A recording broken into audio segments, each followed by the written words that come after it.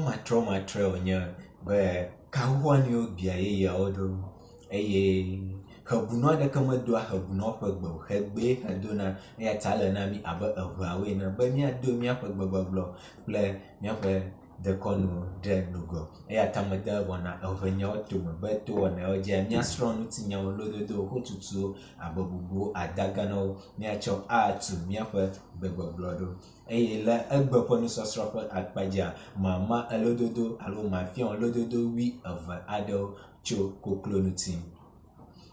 Ne egbe nye gbãtɔ nye kpɔm ameɖe kuku na subscribe na follow eye mia asrɔ̃nu geɖewo. Lododo gbãtɔ si nu mia le nuku ɖoa ele gbegblɔm be koklotsu mekua atɔ le azime o.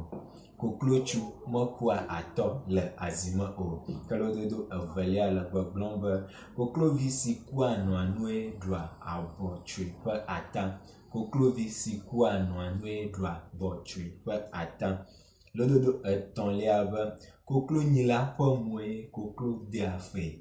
Koklonyila ƒe moe koklo dea fe. Ke lododo enelia gbegblɔm be koklo si ka aɖukpo dzi la enɔa ƒe ƒunue wòkena ɖo. Koklo si ka aɖukpo dzia enɔa ƒe ƒunue wòkena ɖo. Lododo atɔ̃lia le gbegblɔm be koklo meda akpe na aɖukpo o. Koklo meda akpe na aɖukpo o. Ke lododo adelia le gbegblɔm be koklo matsimatsi ƒe ƒue nya gbana. Koklo matsimatsi ƒe ƒue nya gbana. Lododo adrelia le gbegblɔm be koklo xɔvuvu mekpea nu na koklo o.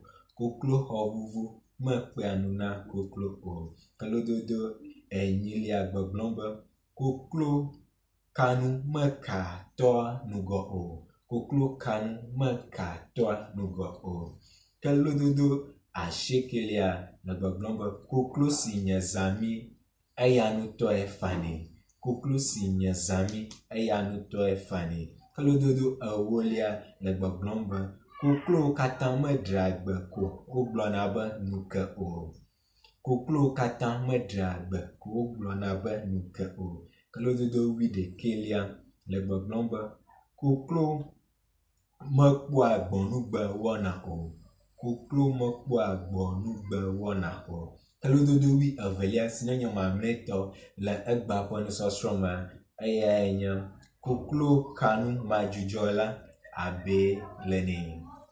Ne lododo sia alo nufiafia sia do dzidzɔ na wo la ekema na mee be nɔvi bubuwo hã woate ŋu akpɔ viɖe kpɔm gaŋlɔ be